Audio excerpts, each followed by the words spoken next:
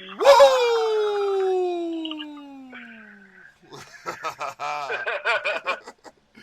You know what I mean? I figure since he inserts himself as he so sees fit, might as well shout out Nature Boy, Mr. Flair, first name Rick.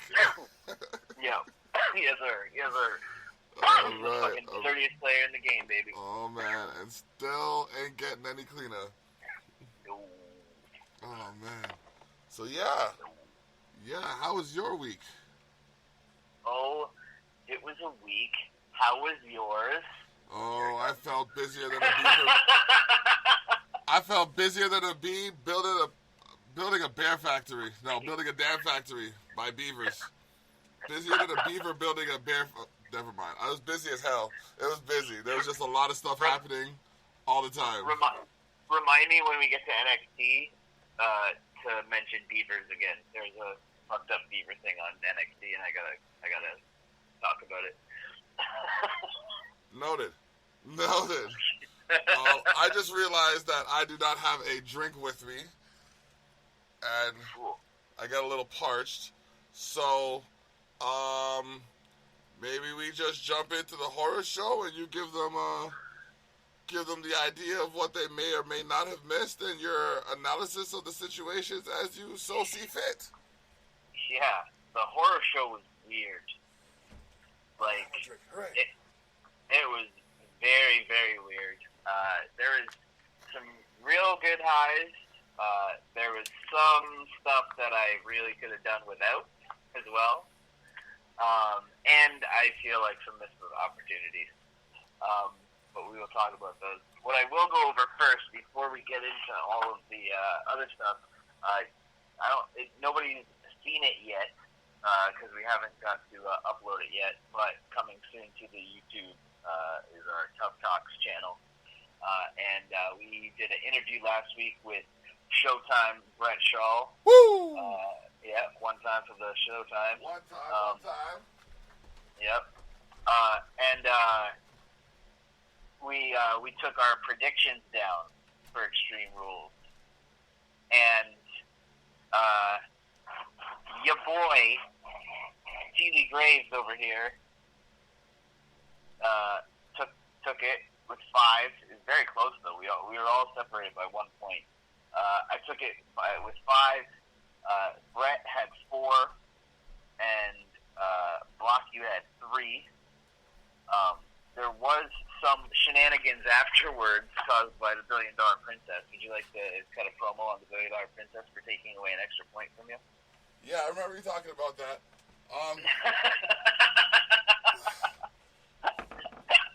I'm just like, wait a minute, hold on. How do I lose a point? Like it was like that would make it 5-4-2. Oh yeah, true. So actually, I mean, okay, so then it would be 5-4-2. But on the night, it was 5-4-3. Yeah. On the night, it was 5-4-3 because it did appear that they allowed Bayley to just be referee whenever she wants, but they've clarified. So that was weird. But yeah, let's go over these. Let's go over the matches for sure. All right. We're gonna start with Kevin Owens in a singles match defeating Murphy on the pre-show. Yeah, no longer buddy. No longer anybody's buddy guy. He is just Murphy now.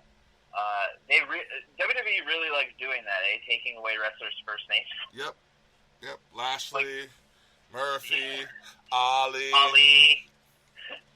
I'm surprised they don't call him. If your name ends with E, you're fucked. Pretty much. Yeah. Watch out for Big E. Watch out for Karrion Kross versus Lee at NXT 30. You know what I mean, though? Watch out for E's new single run. Yep. I'm telling you.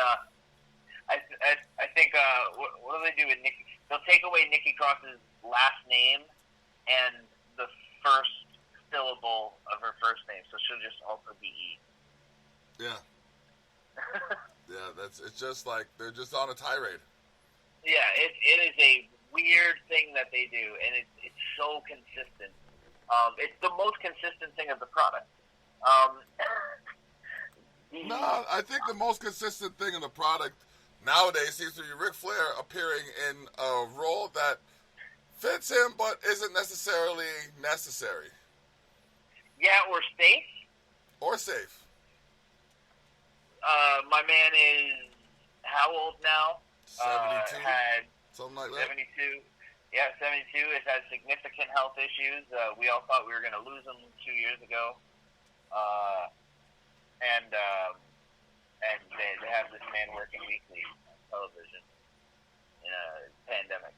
I'm not a fan of that. I love Rick, but this is not needed.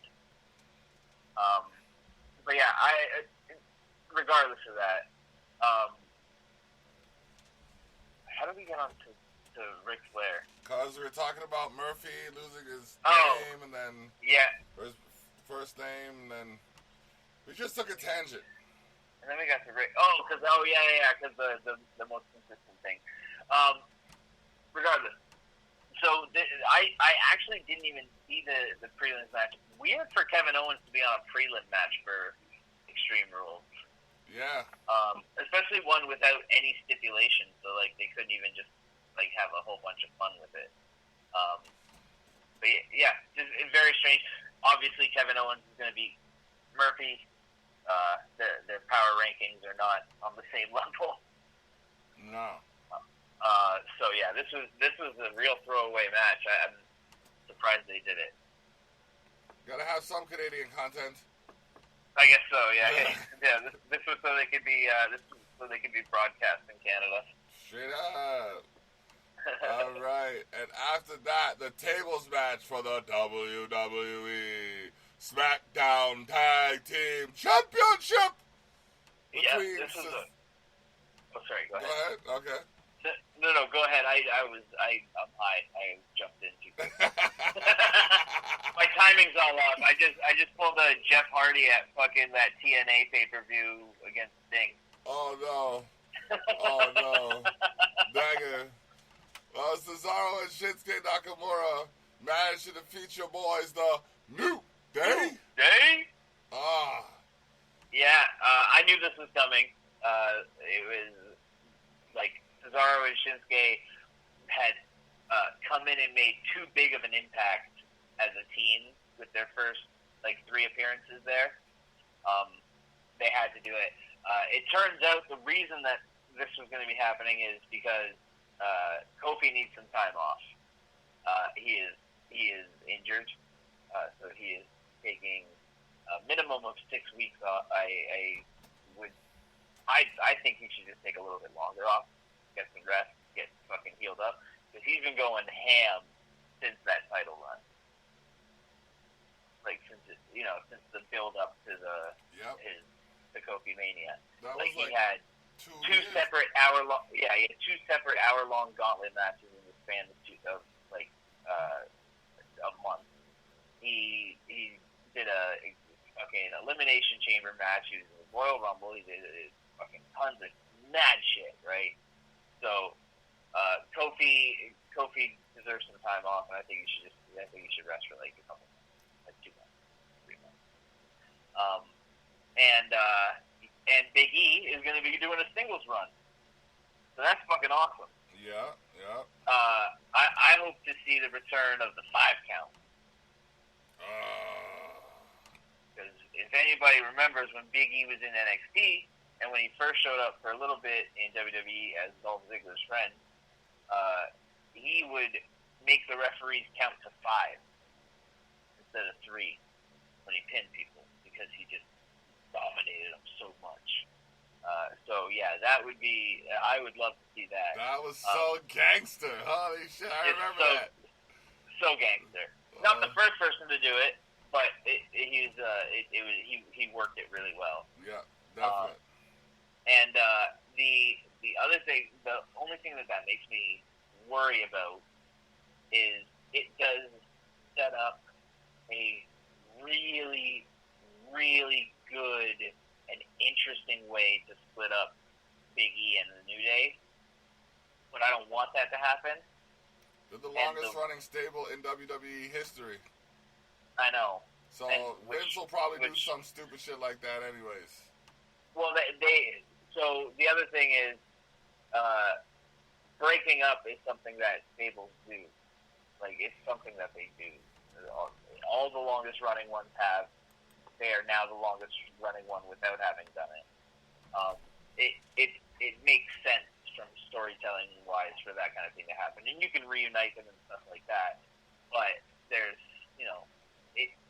it's a trope for a reason, which is because it works really well. I don't want it to happen because I fucking love them, which means that when it happens, it will be that much better because it'll hurt more, right? So it'll be better storytelling because it'll hit you emotionally more. But it does set it up. Now, the good news is WWE very rarely goes with the really good storytelling way to end stuff, as we'll see in 2 matches. So chances are they won't use the really good way to break them up anyway. So it could be good. Unless they're still listening, which we think they are. But they're not listening, but not doing the best one. Not following. Yeah, still. You gotta pay attention. We're giving you gold. Gold, I tells you. Speaking of gold, the Golden Role Models, Bayley, SmackDown Women's Champion with Sasha Banks, defeated Nikki Cross, who was with Alexa Bliss. The singles match. Now let me say this. Yep. And I mean this as a massive compliment. Bayley and Sasha are cunts. Wow. They are so hateable. It's awesome. Like, they are out Baron Corbining Baron Corbin. No. And it fucking rules. Yeah. I need to say that because it is a compliment. Like, they are doing so goddamn well as heels right now. Yeah. To the point where I almost don't want the inevitable. I almost just want them to both stay heels and together, like, a long, long time. But I also, like, they're gonna pull the trigger at some point.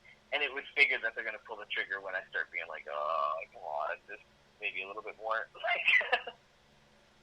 Yep. They're unpredictable in so many ways, but yeah, it is a really good match. Like, this match was awesome.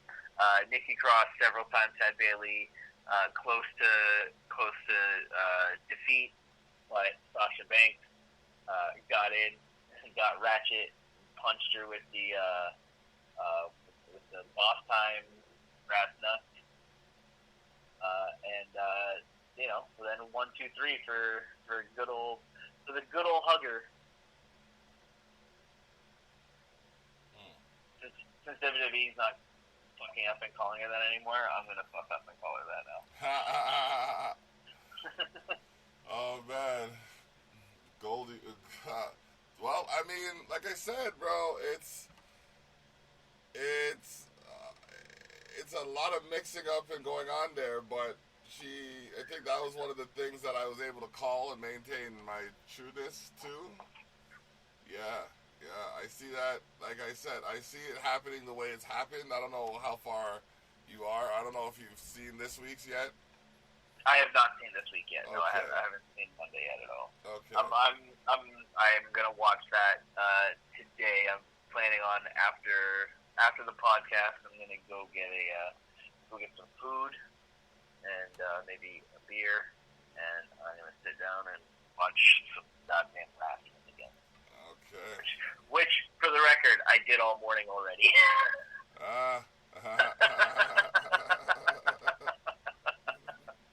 That's great. That's great. All right. Up next, we had the eye for an eye match between Seth Rollins and Rey Mysterio. Yeah. And Seth won. But which is the right result. But we're at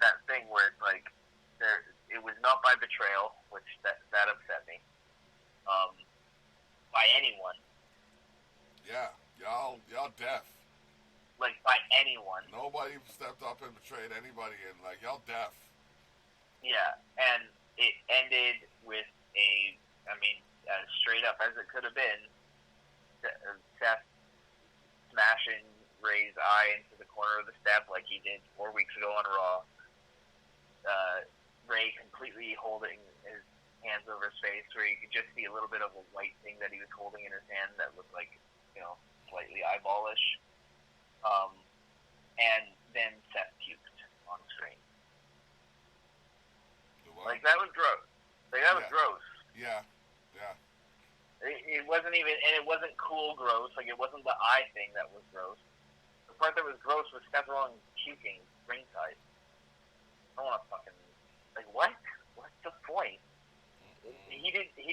From his angle, he didn't even see anything more than we saw. You could tell he was holding something to his eye. That's it. Yeah, he could see that his hands were over his face, and there was something eyeballish through a crack in the hand. But, like, Ray, it was never a thing where you saw Ray, even, like, there's that rumor. Because the rumor is that it was supposed to be gorier. Like, the original way that they were going to be editing that was like, you were going to see a CG, pardon the pun, a CGI hanging from Ray's face. Yeah, but no, the CGI didn't come through the way they said. Yeah, apparently it wouldn't have looked as good as they were hoping, so they didn't do it. But, like, for Seth, then don't do the puking fucking bit either. Yeah. Because, like, that's not a horror show. That's just gross. This is nasty. Yeah, it's just, yeah. And it went on for fucking 18 minutes. Yep. To end in that. Like, it felt like a real, like, garbage end to the, to that section of the feud, or the, Rollins versus Ray. Like, that feels dumb. Especially for that to be, that's Ray's last match. Like, fuck. Oh, man. I mean, it's not going to be his last match, but, last match in WWE. Like, fuck that, man. Well, we'll see. Just like we saw Asuka, the champion of the Raw Women's Division, with Kairi Sane versus Sasha Banks with Bayley. Yes. This was a really, really good match. This one got 20 minutes. I think this was the longest match on the card. By the looks of it. Yep. Yeah, it was. So this is a great match. Asuka and Sasha are both badasses in the ring. Now, I don't know enough about, like, women's hair, right? What are you trying to figure out? But I feel like, give me 1 second, sorry, I'm just pulling up the show here so I can see it. I feel like something fucked up happened to Sasha's weave? Yes. Is it called? Okay. Yeah, it's called a weave. Okay. Because at the end of it, when they were, like, walking out, and Bayley was trying to, like, help cover Sasha's head, and Sasha won't move her hand from her forehead. She's celebrating with the Raw Women's title, but she's got her hand covering her forehead and just, like, holding it there the whole time. And I don't know where it happened, but yeah, it looks like someone Naomi'd her.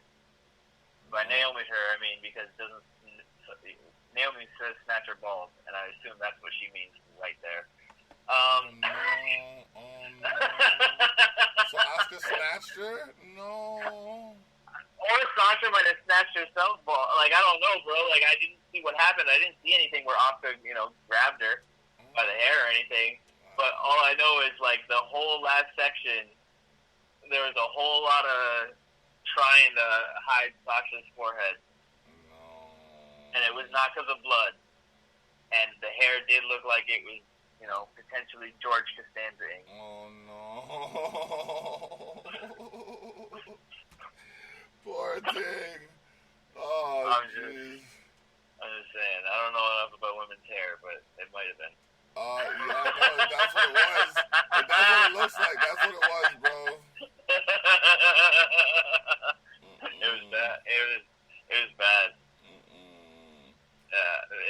And then that's why I feel like that's why the little celebration part at the end. I feel like that's why Bailey just stood out there and showed off her stupid fucking the shirt she stole from the referee at that point, because she Sasha immediately after the 1 second of holding her forehead with one arm and holding the belt with the other arm, she turns around immediately and rushes into the back, and Bailey just stands there kind of pulling her shirt down. And look at me. And then turns around and walks back by herself.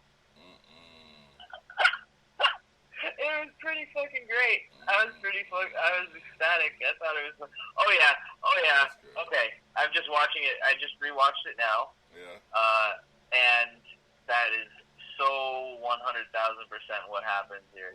Because, I don't know how it got pulled back, but Bailey is getting the belt, bringing it to Sasha at ringside, well, all 4 belts, and Sasha is covering her forehead, and then Bailey looks like she's trying to pull her weave back forward for her. Maybe it could be a wig. Maybe. It doesn't appear to be working at all, though. No, it didn't work. It is halfway up her head. Oh, no. No. So, botch of the night goes to also second best match of the night, I would say, with Asuka versus Sasha. And the botch going to whatever the fuck happened there. But yeah, so I mean, I guess we kind of talked about what happened there. Bailey stole the referee's shirt because he got green misted in the face. And then she counted a pretty fast 3 count for Sasha. The 3 was pretty. It was pretty moderate. I found it to be a moderate 3, unless they slowed it down on the playback. Don't make me reopen. Reopen it, bro. Reopen it. It was a moderate 3 count. Oh, okay, sorry. Yeah, it was a moderate 3 count, but it was also a 3 count after Bailey smashed her in the back with a title belt. That part was completely against the rules. Back. That was stupid. I don't know. Well, it was also against the rules because she took the referee's shirt and counted like she was a. I don't think that's in the rules. I don't think it says in there you can't take the referee's shirt. Oh, it definitely does. That is assaulting an official, sir. Yeah, I guess.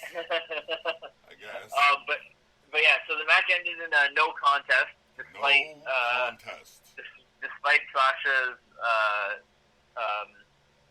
smiles and bells and the bell ringing, but it was Bailey confirmed not referee, and we got more on that when we get to Raw. All right, and to close this out, the Extreme Rules match for the WWE Champion. Not to close this out. Never mind, sorry. To almost close this out, the Extreme Rules match for the WWE Championship. The stipulation only applied to Ziggler. McIntyre had to wrestle under normal singles match rules. Furthermore, had McIntyre gotten disqualified or counted out, Ziggler would have won the championship. They're doing that a lot more lately, I see. That's what we'll get to on Raw for sure. But also, that was just so. Here's what pissed me off. When we did our bet for that, right? We all picked Drew. I had us pick the stipulation as well, right, to try to guess it. Now, I was going to say Extreme Rules, and I literally say it in the interview. You'll all hear it. That I would say Extreme Rules because there's not an Extreme Rules match on the card, but that would be too easy. There's no way they would do that. And they half did that, and that's just as bad in my opinion. But it was a fun match still. Once again, Ziggler can still go in the ring, can't work the audience or mic for a damn anymore, or doesn't care to. But he can definitely still go in the ring. McIntyre looked like a goddamn stud though the whole time, and I think he's going to be champ for a fucking while. Yeah, eh? Oh yeah. Well, Orton is the park that I was raised in. Never mind. Well, I know Orton's coming. I ain't saying no more than that. I forget this. Oh, listen, my watch is telling me I gotta get up. Fucking watch. All right, so we got the final match where Bray Wyatt in a Wyatt Swamp fight defeated Braun Strowman. Was that for the WWE? No, it was not, and they did not make that clear until never. They explained it basically after the pay-per-view was over that it wasn't a title match, but it was awesome. I loved that it was Bray Wyatt. It wasn't the Fiend. It wasn't Firefly Funhouse Bray either, though. It was like, Wyatt family Bray, and he was fighting Braun through the swamp. He started fucking with Braun's mind, kind of showing him Sister Abigail, who was Alexa Bliss, telling him that she knows he's in love with her and to come with her, come home. And then he was still beaten, but he was still getting the best of Bray like a bunch of times. Then the Fiend took over. Get the fuck out of here, Bray. Took on Braun himself, and he dragged him to the bottom of the swamp, and then only the Fiend came back up. And that was fucking dope shit, man. That was awesome. They probably won't have its own section on the SmackDown recap, so I'll just say it here. They did a Firefly Funhouse new episode on SmackDown, and the lantern that the Fiend carries of Bray, of the Wyatt family Bray's severed head, was talking to Firefly Funhouse Bray and saying, "Give me another chance. I can do this. And Bray said, "No, you've already proven to be a failure." It's like, now it's his turn. So the Fiend's coming for that fucking strap, baby. The strap he never should have lost to fucking Goldberg. I feel like I haven't said fuck Goldberg enough on the show lately, so fuck Goldberg. Huh. You're still on that tip, eh? Huh? You're still on that tip, eh? Oh, I'll be on that tip forever. Okay. So we're gonna get to the next one. Oh, no, we're on Raw. Yeah. That's the next one. Yeah. All right, so we got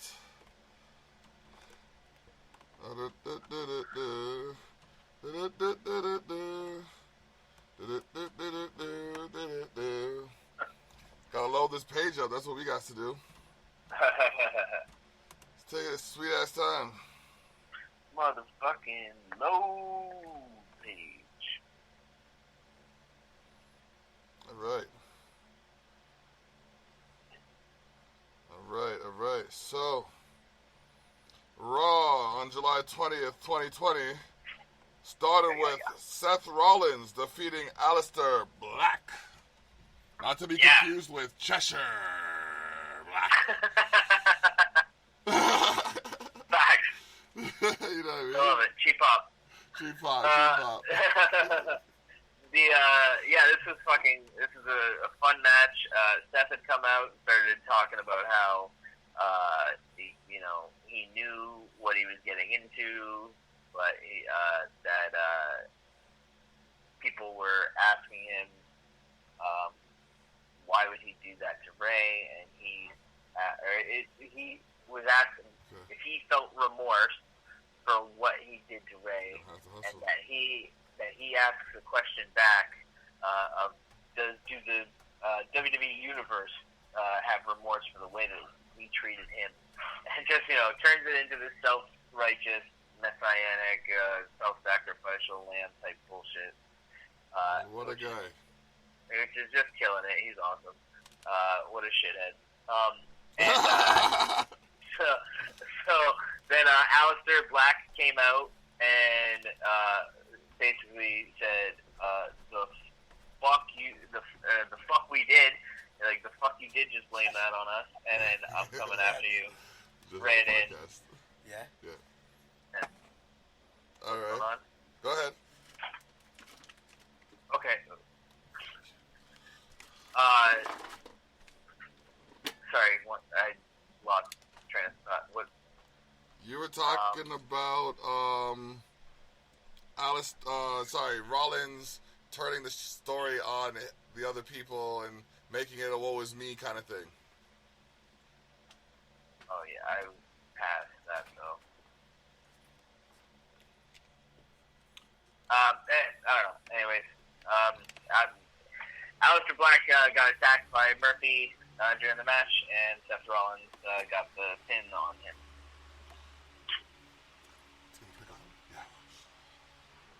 Okay. And then Mustafa Ali. We're just gonna move on. Shit. If the guy who knows the stuff slipped up, you can't expect me to pick it up. No, but I something I'm getting confused on what's going on over there. I'm hearing all the background stuff that you talk about. Oh yeah, I have during the podcast. I have a guest currently. Oh. Yeah. Okay. Yeah. You're live right now? Yeah. Yeah.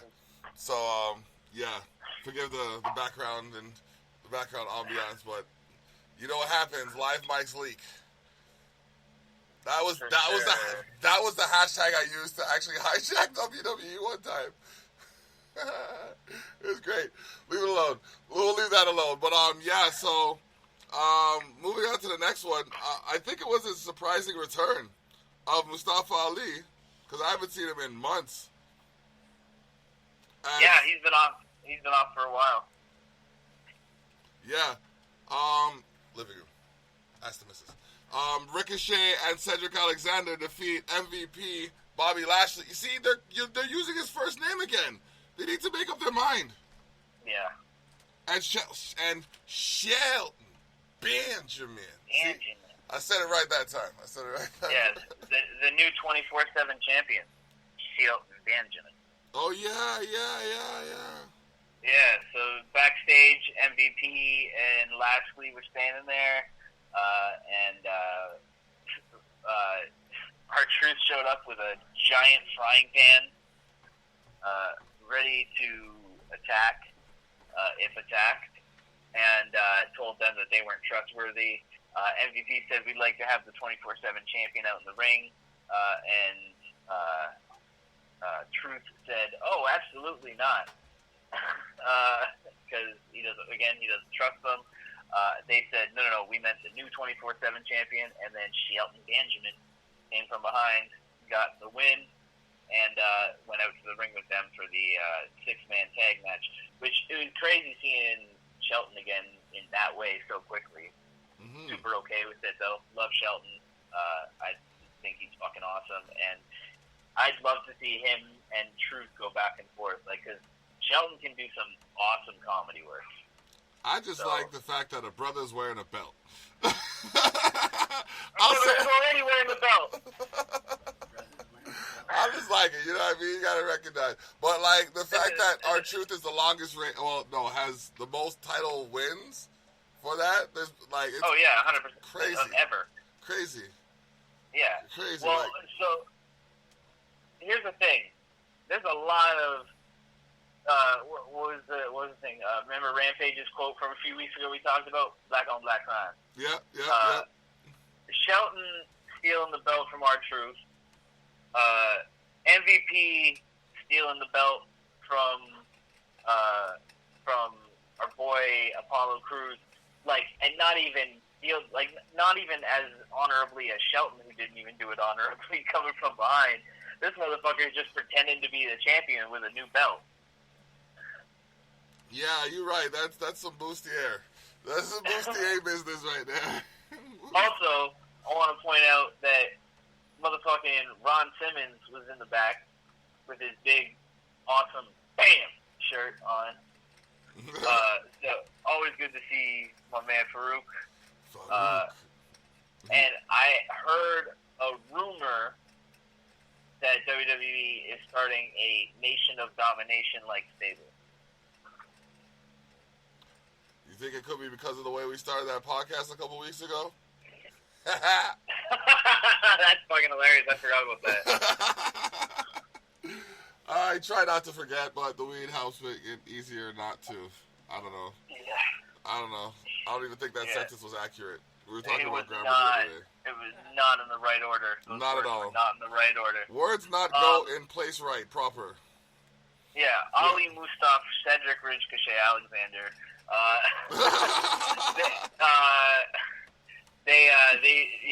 They beat MVP Lashley and Shelton Benjamin. It was a really good match. Mustafa got the win. He gets the 450 on MVP. I want to take this moment to conduct my weekly reminder that not even 6 months ago, MVP retired. He has great disdain for this character. I'm telling you. Not the individual who plays the character, but the fact that the character is still being played. Unfucking believable. Hey, man. Montavious Ventura Poirier is fucked. Montavious Porter. That's what I said. Oh, man, that's great. That is Shout out great. MVP. I love you as a person, but I hate you on the fucking TV. Oh, man. Yep, he's just saying how it is. Just saying it how it is. My God. Fucking retired man. A retired man out there having matches every week. That ain't retired, dog. No, it really What isn't. It's the opposite of retired, really. Did he get married, retire for his new wife, and then divorce the new wife? I couldn't tell you. Like, I'm just trying to think of reasons to come out of retirement that goddamn quickly. No, because literally 1 week he's like, yo, I'm done with this. Yada, yada, yada, ray-tay-tay. Next week he's in a completely different uniform, doing the same damn shit. And just like, wait a minute. Wasn't retire being finished? Yeah, 1 week he retires, and the next week he just goes to being like doing the VIP lounge and shit. Yep. And then he gets Claymored in it. and then all of a sudden he's got a vendetta against Drew McIntyre, and he's no longer retired. And it's like, wait, but I just saw you, huh? Didn't you say bye, motherfucker? Yeah, I saluted you. I said, cool to see you. Bye-bye. Yep. And now he's like, oh, yeah, I'm here every week. Fuck you. Yep. Once again, that is towards TV MVP, not towards real-life MVP. Yes, just so we can differentiate. Yeah, I like real-life MVP. I do not like Montavious Ventura Poirier. Well, the Street Profits managed to defeat Andrade and Angel Garza. Yes, sir. This is a really good match. They are ever teasing the breakup between Angel Garza and Andrade. Angel Garza, who, by the way, congratulations, got married over the last week. So, good for him. Bad for Charlie.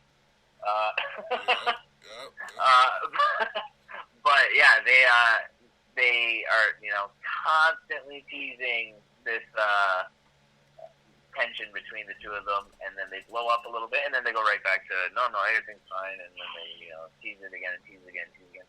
So I wonder where they're fucking going with this, because if they're having them against the Street Profits now, if they're feuding with them, like do you this have could be some? the straw that breaks the camel's back.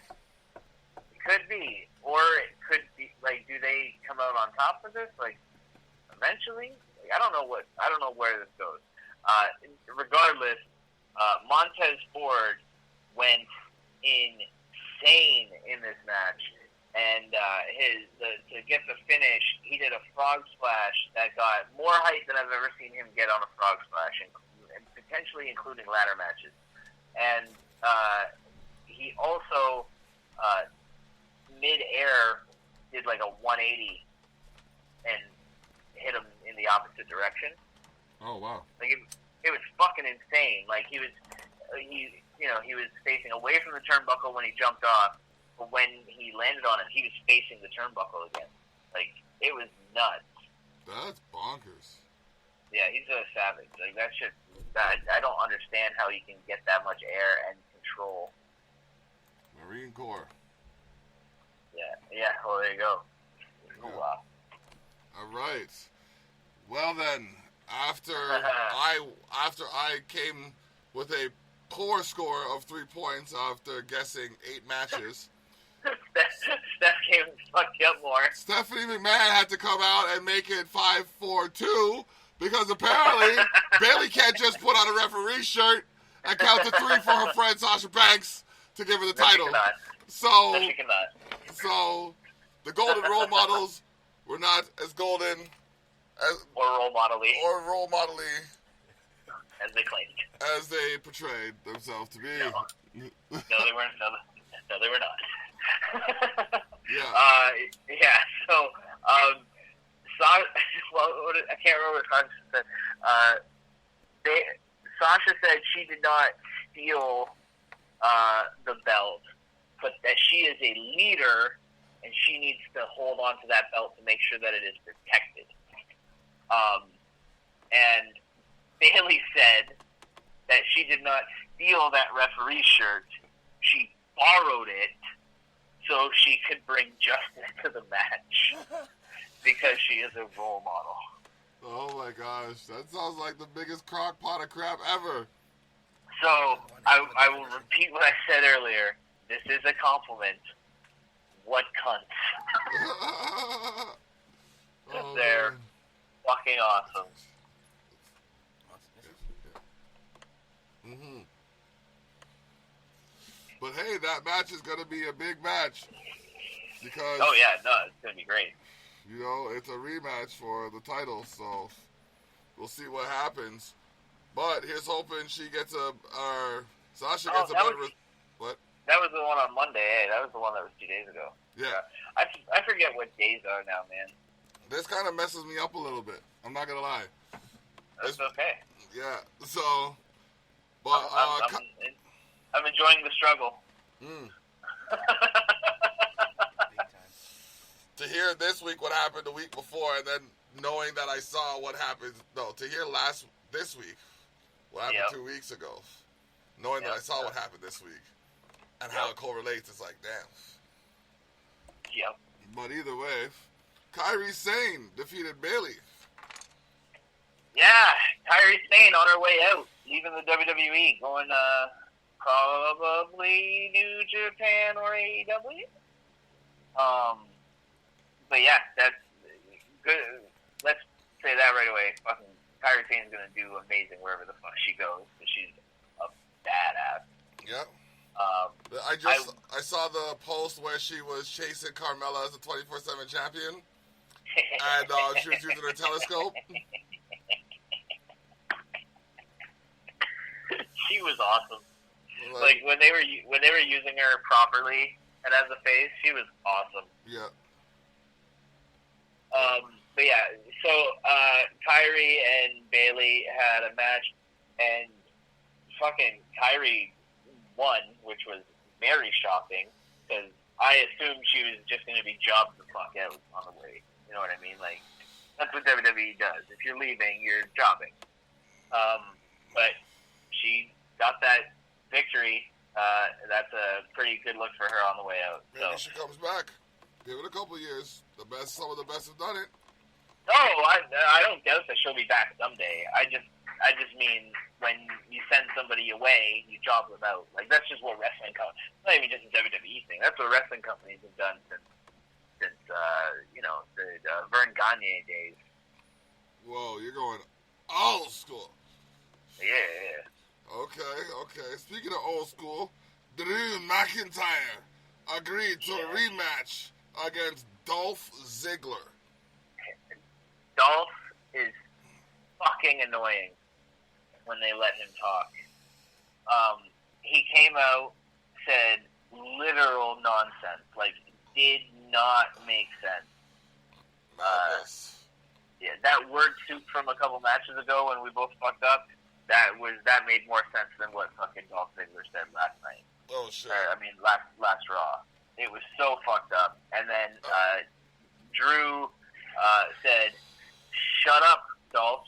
I literally beat you less than 24 hours ago. No," and walked away. And then Dolph basically cried and said that he saw fear in Drew's eyes and that some other shit about something he saw in fans' eyes. And then Drew said, "Okay, I get to pick the stipulation this time?" And Dolph said, "Yeah." And he goes, "Okay."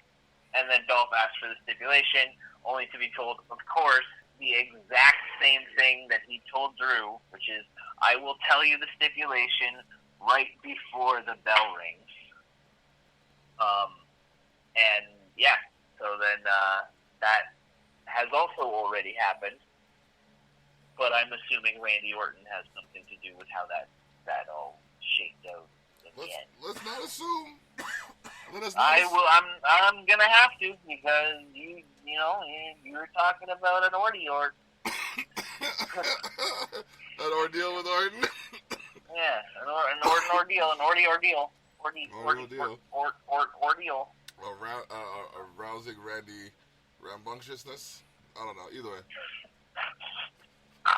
Speaking of Randy Orton, he defeated the Big Show in an unsanctioned match.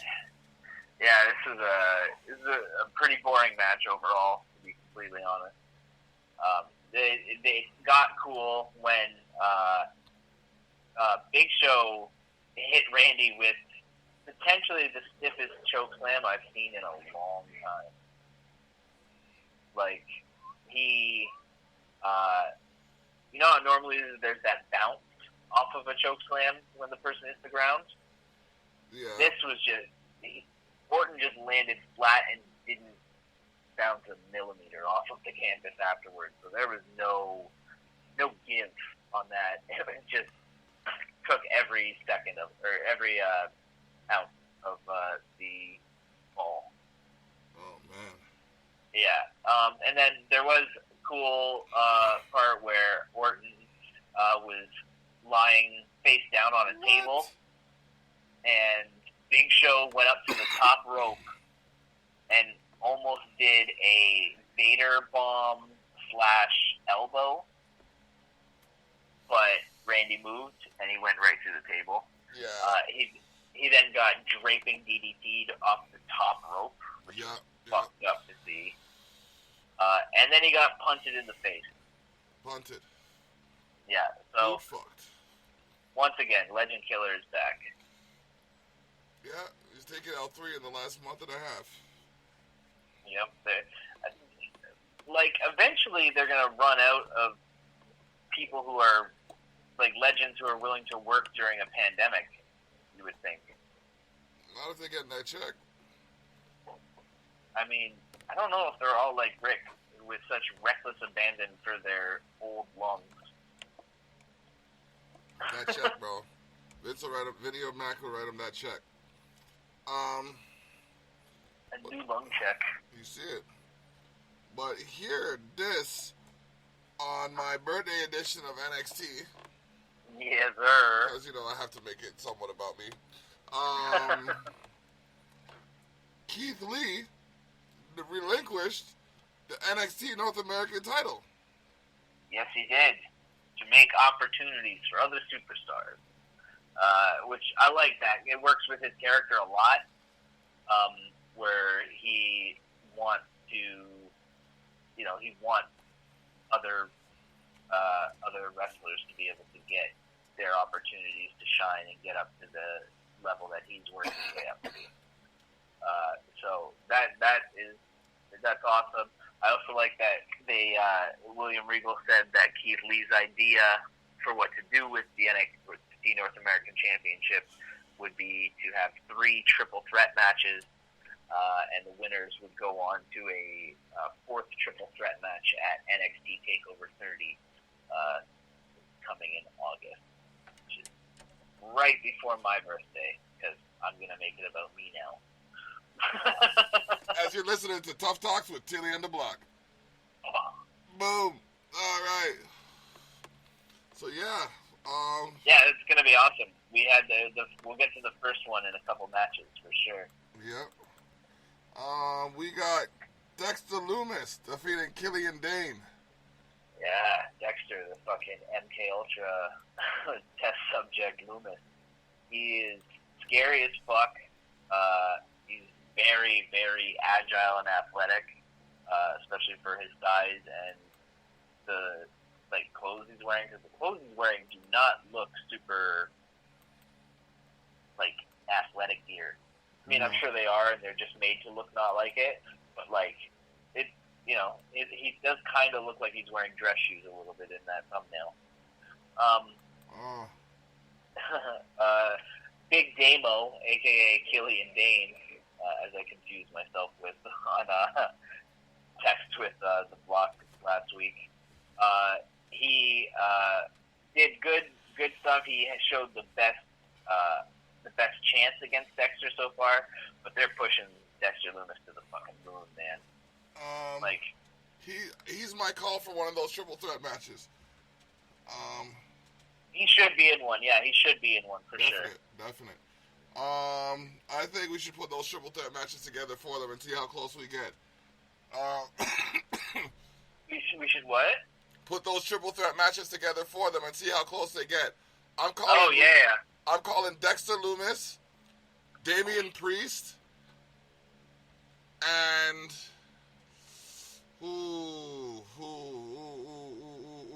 Finn Balor. Fuck it. Okay, yeah. So you're gonna put Dexter Loomis and Finn Balor in the same one? Yeah. Oh, you're crazy. Yep, I have to. You're crazy. Maybe that's the final. That could be the final. Well, the final would have to have the guy who won on this episode in it. Okay, well then. So you would need to have Bronson Reed, Thick Boy. Thick Boy won? Okay. Yeah. Which I would think, for me, the final would be Thick Boy, Finn, and Dexter. I think Finn and Dexter would win their respective triple threats. Finally, I would love that match. Something. Yeah, that would be a great match. That would be dope. That would be dope. Especially if they really, really swerve it out and Thick Boy wins against Finn Balor and Dexter Loomis. That would be fucked up. Yeah, definite. That would be such a shock. But on side note, I found the episode. Dope. So we could have recorded. But that's okay. My phone was gonna die, man. I wouldn't have been able to do it.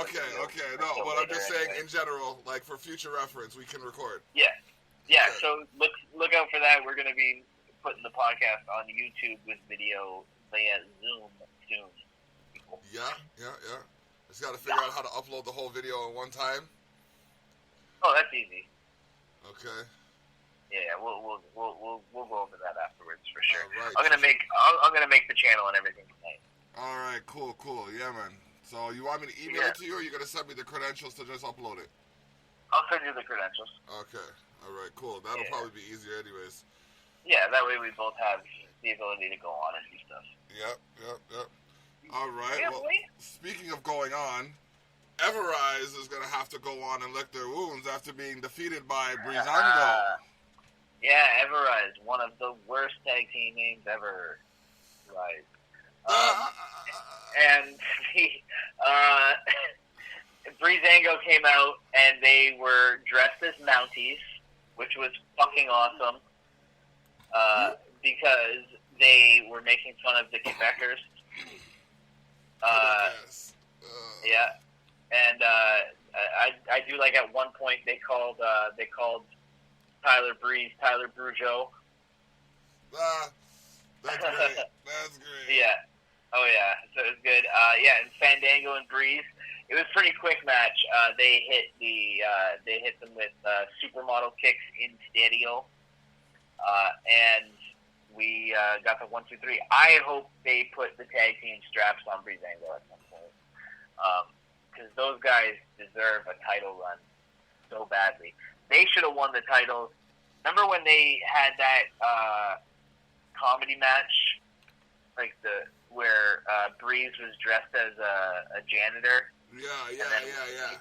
And then he was dressed as like 3 other like menial job things. Yeah. And they almost won, and how hot that crowd was. That crowd was ready to blow the fucking roof off that building if they would have just pulled the fucking trigger and put the titles on them. If ever they won, it would have been something fun, that's for sure.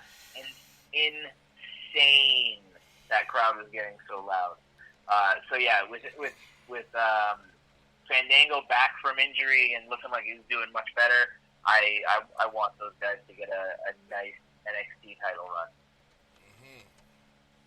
Right, we'll see how it goes. Then we have Shotzi Blackheart defeating Aaliyah with Robert Stone. Robert Stone.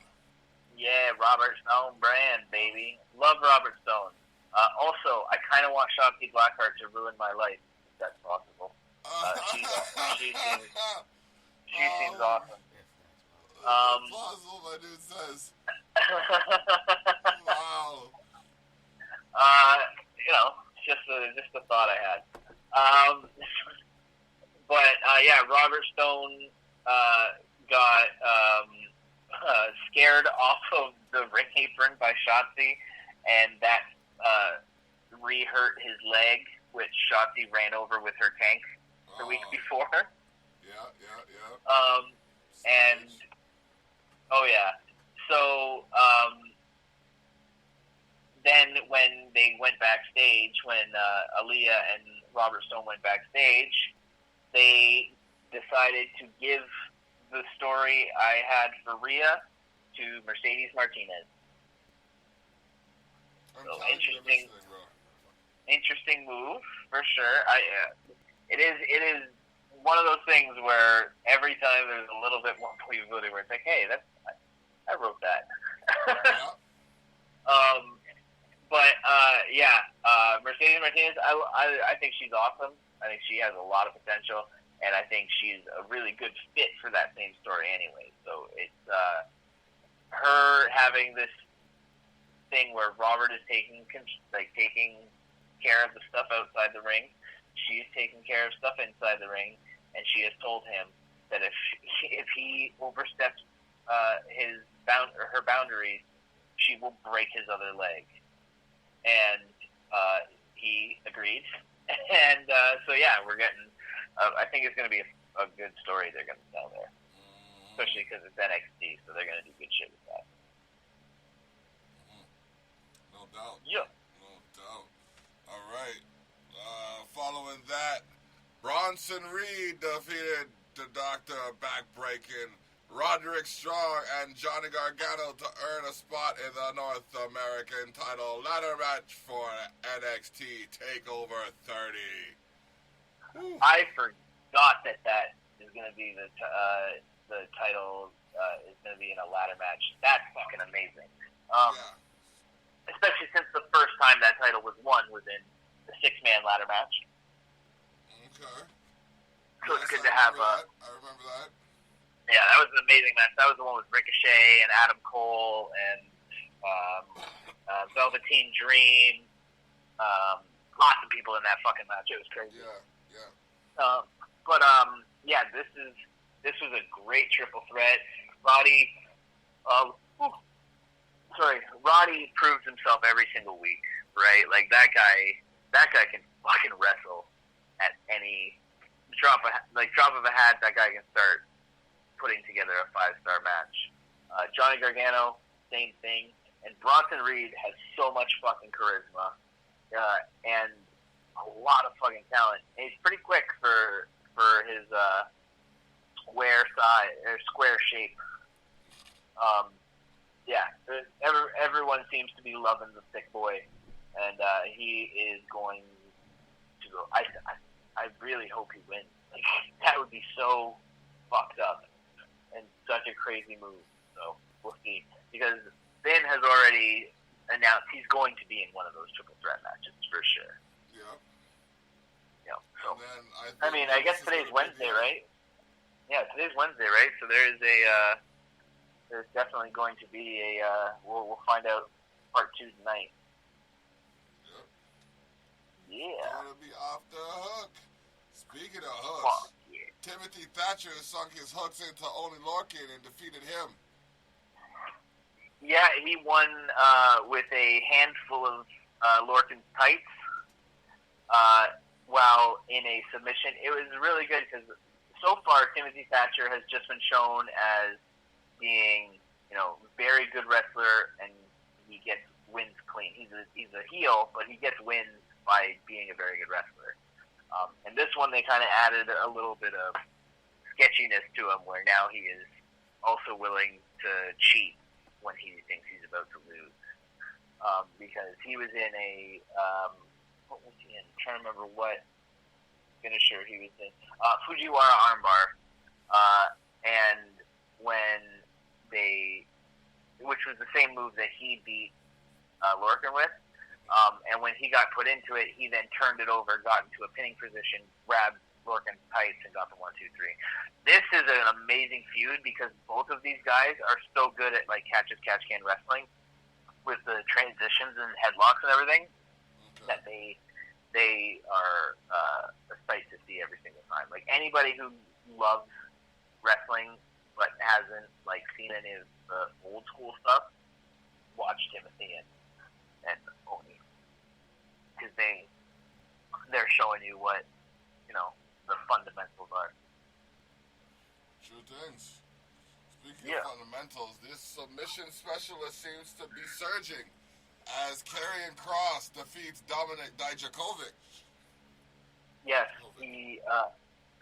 Keith Lee came out ringside during this match because Dijakovic was just getting the absolute living shit kicked out of him, and I guess Keith was worried for Dominik when he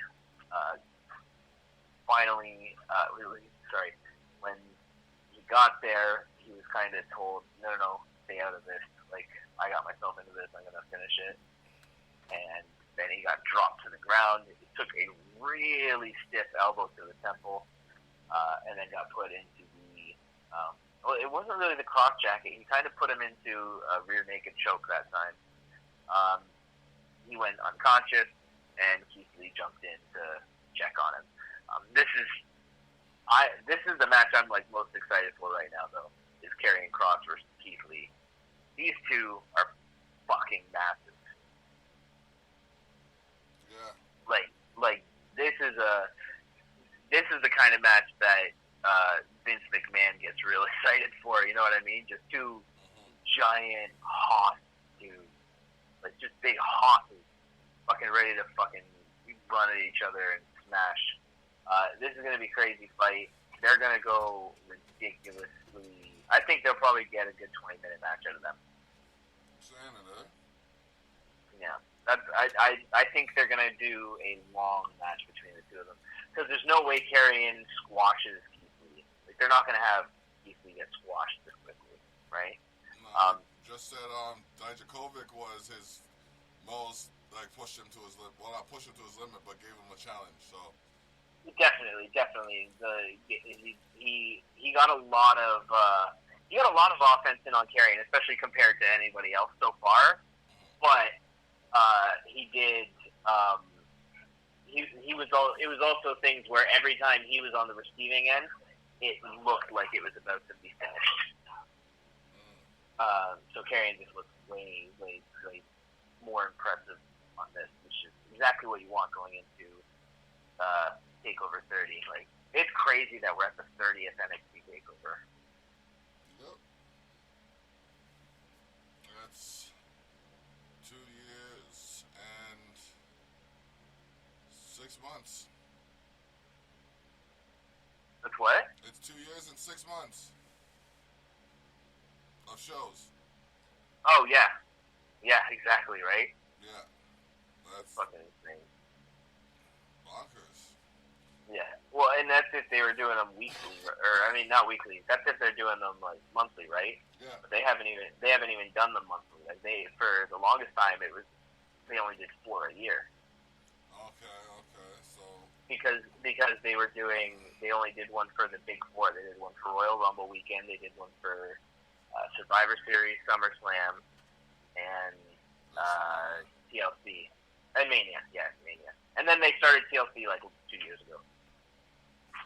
So yeah, it's crazy. And they've kind of been ramping them up during quarantine, it seems. Like, it seems more recently there's more like NXT events going on, you know what I mean? Which I like. I like that they're all kind of taking initiative to push this stuff. Yeah, man. Dope. Yabby. Now we're going to touch base on what happened on SmackDown for July 24th, 2020. As Nikki Cross defeats Alexa Bliss. Yeah. So, Bayley was doing her normal behavior, and she told Nikki Cross if she wanted a rematch, she would have to beat her best friend, Alexa Bliss. So they had a really, really intense match, actually. Like, they really just went right back to just smashing the fuck out of each other as if they weren't buddies. And it was kind of insane how quickly Nikki jumped at the opportunity to hit Alexa, which makes me think if they have these two break up, it's going to be really interesting if they try to make if they make Nikki the heel. Like, if Nikki just snaps and goes back to her old crazy self, with no friends, like, that'd be pretty cool. Like, that'd be a very interesting way to do it. Alexa, I do miss heel Alexa. We've talked about that before. I feel like she's really good at being a bitch. But we'll see where they go with this. I kind of think they're just teasing this one out a bit. I don't think this one's going to happen yet. But then again, I've been very wrong so far on all the Sasha Bayley breakup stuff, so we'll see. Well, we'll see what happens. Yeah. Oh, I'm sorry, before you go on. This also is the match where Corey Graves said my favorite thing of the week, where Bayley said something and then Sasha was cackling, laughing at it, and Bayley joined in, and Corey, so quietly and under his breath, but on mic, said, "I wonder if this pencil would fit more comfortably jammed in my nostril or my ear." Wow. Like, that is so fucking funny and off the top. Also, Bayley said that she was free for SummerSlam and challenged Michael Cole to a match. And Michael Cole said, "Sorry, I retired undefeated." So that's pretty funny. That's pretty good work. Pretty good work, Michael Cole. Michael Cole was like actually killing me during the broadcast on Friday. I think this quarantine's been really good for him, ironically. Hey, you never know. That being said, Matt Riddle defeated Tony Nese. He sure did. Oh wow, it was one of those? Damn. Yeah, it was not at all competitive, despite that thumbnail lying to you to tell you otherwise. That was about the only offense Tony got. Matt Riddle's hair was already that wet when he got out there. Oh no, he's breaking down the match. Yeah. So I mean that is all there was to break down, sir. He kicked him in the face and tabbed him out. And then Riddle called out Corbin. Corbin came out and said, "You're not me." your league's not same mine.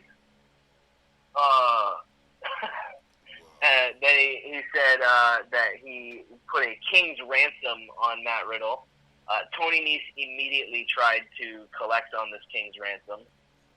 Got immediately kicked in the face a second time. And then Baron Corbin smiled and walked away. It was a useless segment. Useless waste. Okay. That being said, Grand Metalik defeated Lindsay Dorado, Shorty G, and Drew Gulak in a fatal four-way match. When this match started, I was certain it was Shorty G or Drew Gulak getting this win. And then Grand Metalik pulled this shit off, and I was like, okay. Sure. Like, I'm here for that. I'm down for Grand Metalik versus AJ Styles. Like, AJ, Grand Metalik is dope. They don't do anything with him ever. But this is something. This is gonna be a spectacle. Yeah, I'm excited to watch that. I think they'll put on a fucking great match. I think there's gonna be some really good high flying shit. I'm hoping Grand Metalik comes up with some sort of crazy counter, like, to the phenomenal forearm. Yeah. Like, that would be sick if they have some sort of big ring spot or ring rope spot. That'd be sick. But yeah, this is a really fun match. AJ came into the ring afterwards to shake his hand and congratulate him on the victory. As Grand Metalik was very rightfully distrusting of that hand, but then gave in and went to shake his hand. When he got about an inch from his hand, big old slap in the face from AJ, and he said, "That's why I don't trust anybody." And he turned to Lindsay Dorado, he pointed at his face too, said, "You too!" Didn't slap him, just said, "You too!" Oh my gosh. And went to walk away, and then he got attacked. So yeah, that's gonna be a fun match. I don't see him winning. Like, I don't see Grand Metalik winning that belt off of AJ. I feel like they just don't have an idea for a story for AJ right now. They needed somebody who could do a cool match with these. Well, he picked a good one in Grand Metalik. Oh yeah, the man can definitely wrestle and do crazy high flying shit. Yeah. Speaking of high flying shit, doing crazy stuff at the same time, Jeff Hardy defeated Sheamus in a bar fight. Yes.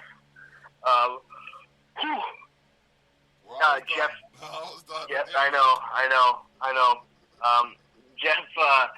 Jeff started the match by throwing a pint of green beer into Sheamus's face. He asked Sheamus if he still was the bar, and Sheamus seemed disgusted with his pun.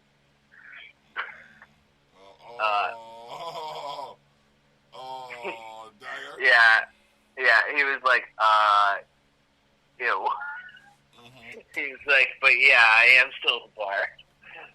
And then Jeff claimed that he was now connected with everything.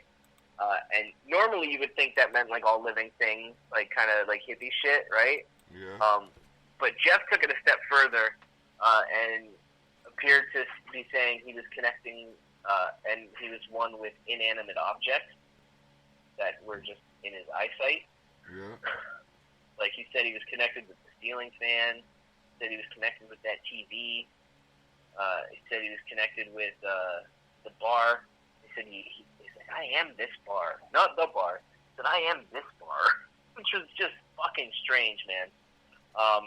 And then yeah, they had a crazy fight. He got knocked into a bathroom, and when he popped out of that bathroom, he was now Brother Nero. There was a reference to Matt, too. He said that his brother had to delete his career, and now he needed to take back his.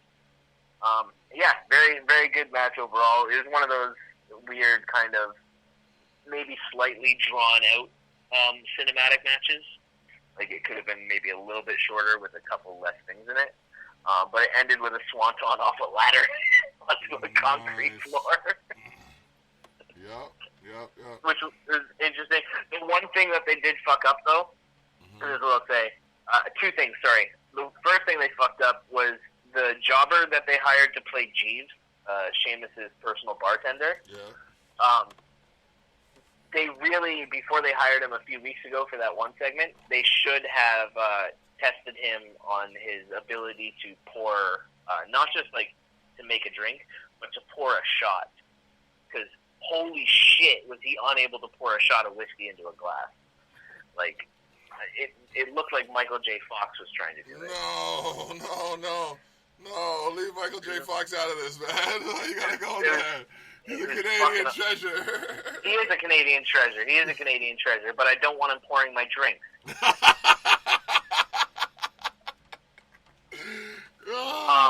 I'm dead right now. I'm dead right now. Okay, all right. I hear what you're saying, and I appreciate and respect where you're coming from still. It's perspective. It's all about perspective. But, so Sheamus broke a bar stool off of Brother Nero's back, because Brother Nero, when he came out of the bathroom, did have his full face painted and everything. He then climbed up to the top of a ladder and did a swanton onto Sheamus. The problem is they cut away for the swanton, and it was like an extreme close-up of him coming down. And when he landed, you could hear him hitting a mat that they had clearly placed under them to do the spot. And then they removed the mat for the next shot, which was above them for the pinfall. So that was a little clunky. That could have been done a lot better. Yes, it's all good. Yeah, though. Yeah, but it was fun. So we'll see where this goes next. I can't imagine that this was a blow-off match, though. It probably needs to be a little bit better for that. Okay. And that is your WWE recap. That is 18. For this Wednesday, July the 29th. Thili, what else you got for the people? Let's see here. We had a UFC last week. There was just a couple of the big things that happened. Big upset where Alexander Gustafsson moved up to heavyweight. Weighted for reference, he is the first person that people widely regard as having beat John Jones, despite the judges not giving it to him. One of the best light heavyweight title fights of all time. Alexander Gustafsson versus John Jones won from, I think it was 2000 and I want to say 15, maybe 14. He was moving up to heavyweight. Went from 205 to 245 pounds. Came in. I said to somebody that it looked like Gus took the term "square up" too literally, because he kind of came in looking like a pale SpongeBob. No. Yeah, he's a big brick. No. No. Stop it right now. I refuse. No, bro. I refuse. He took the term "square up" too literally because he came in looking like a pale SpongeBob. No. Yeah, he did. Look up Alexander Gustafsson 2020 right now. Oh my gosh. But so he was facing off against Fabrizio Verdum. Fabrizio is a legendary heavyweight, but he's older. So Alex came in as the favorite, and Fabrizio, as I had predicted, hit him with a armbar in the first round, within the first maybe 2-3 minutes, and submitted Alex in his heavyweight debut. To name like Fabrizio, you have to be tough. Yeah, he's a big Brazilian motherfucker too. So he hit Gus, and it sucks for Gus because Gus had lost 2 in a row at light heavyweight and retired, a la Montavious Ventura Portier, and he came back within 6 months to fight at heavyweight, and now he lost that too. So we'll see where Gus goes from here. And then the other big upset was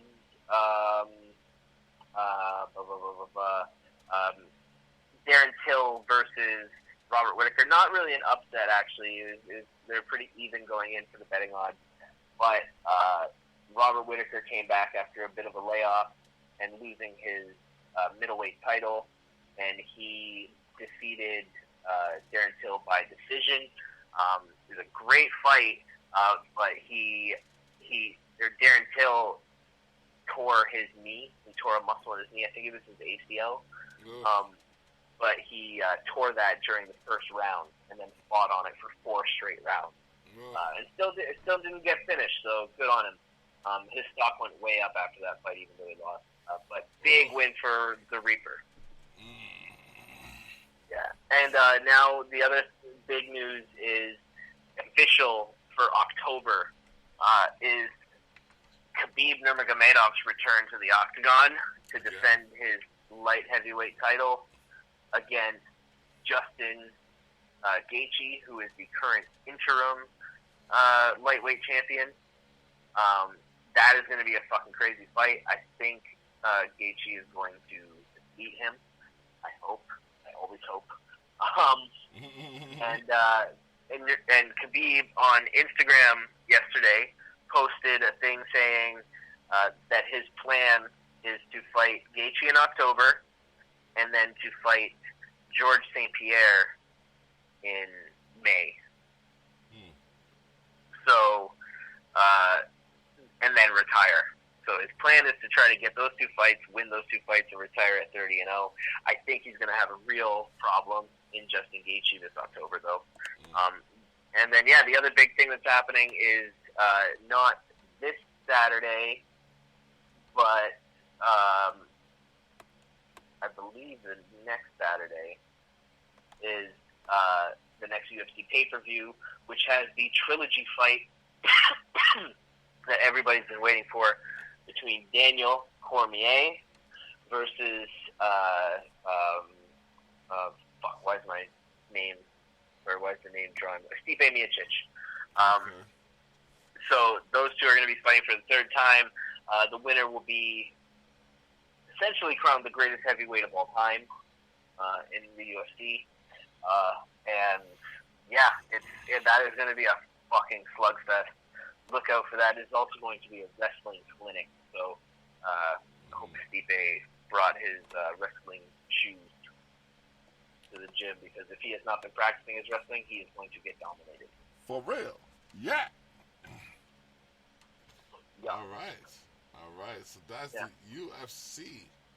Yeah. Also, I will say this, actually. There's one guy, Kazmat Kiemev. He is obviously not of North American descent. But Kazmat Kiemev is this crazy newcomer to the UFC. He fought twice in 10 days. Like 2 consecutive UFC events on Fight Island he fought at, and he won both of them in the first round. Yikes. One by submission and one by KO. So, yikes. Yeah, this is a kid to watch. He's a savage. True. Try to remember that name, but you won't, because I don't. Say it again. Kazmat Kiemev. Yeah. Kazmat Kiemev. Chimaev.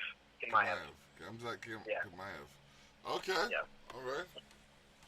Keep my eyes on the ticker tape. These fucking Russians are fucking crazy right now. Oh, man. They're surging, you're saying. They're surging. Oh, yeah. Fucking monsters that need to be stopped.